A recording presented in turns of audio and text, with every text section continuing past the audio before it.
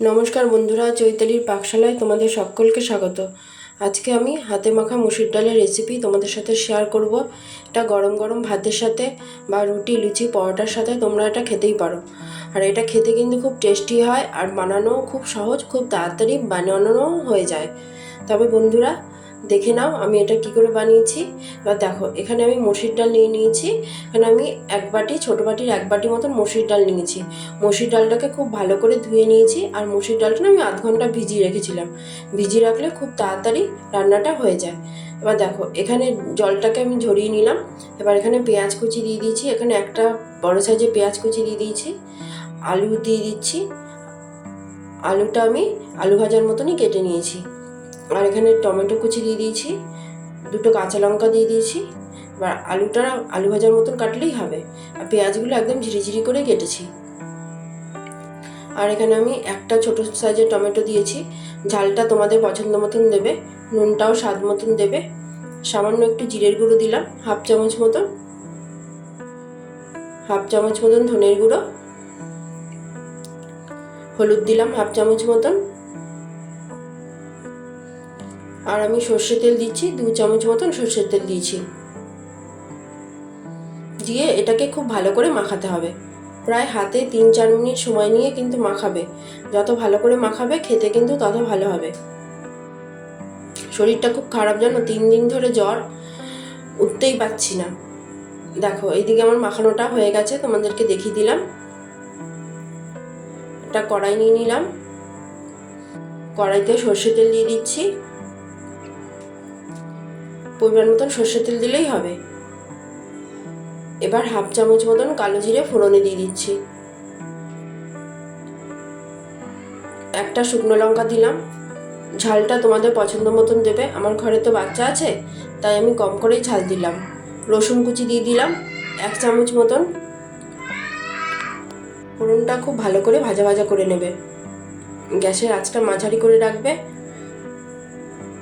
শরীরটা এতটাই খারাপ, কথাও বলতে পারছি না জানো তো। আজকে উঠলাম বিছানা থেকে, 3 দিন ধরে কিছু করতেও পারছি না, ভিডিও আপলোড করতে পারিনি। এবার দেখো, ডালগুলো যেগুলো মেখে রেখেছিলাম সেগুলো তেলের মধ্যে দিয়ে দিলাম। দেখো, তেলের মধ্যে দেওয়া হয়ে গেছে। এবার হাতে সময় নিয়ে 5 মিনিট ধরে খুব ভালো করে ভাজা ভাজা করবে তেলের সাথে। যত ভালো করে ভাজা ভাজা করবে খেতে কিন্তু তত ভালো হবে। ভাজতে ভাজতেই ডালটা অনেকটা নরম হয়ে যায়। এই টাইমে খুব ভাইরাল ফিভার হলে কিন্তু শরীর একেবারে উইক হয়ে যাচ্ছে, তোমরা কিন্তু খুব সাবধানে থাকবে। এবার দেখো, জল দিয়ে দিলাম। আমার ডালটা ভাজা হয়ে গেছে। এখানে আমি 1 গ্লাস মতন জল দিয়েছি। একটু নাড়িয়ে চাড়িয়ে নিলাম। দেখো, একটু ভালো করে নাড়িয়ে চাড়িয়ে নেবে। এবার এইদিকে একটা কড়াই নিয়ে নিয়েছি, ওইদিকে ডালটা ফুটতে থাকুক। কড়াইয়ে একটু সর্ষের তেল দিয়ে দিলাম। দিয়ে একটা ডিম আমি ফাটিয়ে দিচ্ছি। তোমরা চাইলে 2টো ডিমও দিতে পারো, তবে আমি একটা ডিমই দিয়েছি। ডিমটা দিয়ে একটু ভুজিয়া মতন বানিয়ে নেব। সামান্য একটু নুন দিয়ে দিলাম।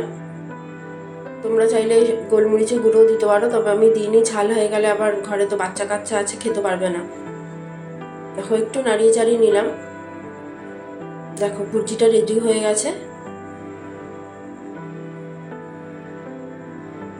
এবার ডালটা দেখো, এইদিকে দেখাচ্ছি, ডালটা অর্ধেকের বেশি নরম হয়ে গেছে। একটু নাড়িয়ে চাড়িয়ে ডিমের ভুজিটা ডালের মধ্যে দিয়ে দেব। শরীরটা এতটাই উইক হয়ে গেছে জানো, খেতেও পাচ্ছি না, কিচ্ছু খেতে পাচ্ছি না, এতটা উইক। দেখো, ভুজিগুলো দিয়ে দেওয়া। এবার খুব ভালো করে নাড়িয়ে চাড়িয়ে নিলাম। দেখো, আমার রান্নাটা প্রায় হয়ে এসছে। তোমাদের যদি ভালো লাগে লাইক করো, সাবস্ক্রাইব করো। ডালটা আমার নরম হয়ে গেছে। এবার দেখো, আমি এখানে একটু গরম মশলা গুঁড়ো দিয়ে দিলাম। দিয়ে একটু নাড়িয়ে চাড়িয়ে নেব।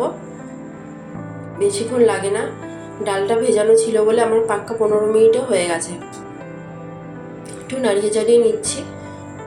তোমরা বাড়িতে রান্না করে খাবে, খেতে দেখবে খুব ভালো লাগে। এবার দেখো, একটা বাটিতে সার্ভ করে দেখাচ্ছি। ভালো লাগলে লাইক করো, সাবস্ক্রাইব করো। আর সবাই কিন্তু সাবধানে থাকবে, সুস্থ থাকবে। এই টাইমে কিন্তু সবার শরীর খারাপ করছে। দেখো সার্ভ করে দেখাচ্ছি। বাড়িতে অবশ্যই রান্না করবে, এক পদেই বাজিমাত, খেতে কিন্তু খুব ভালো হয়। ব্যাস, টাটা, বাই।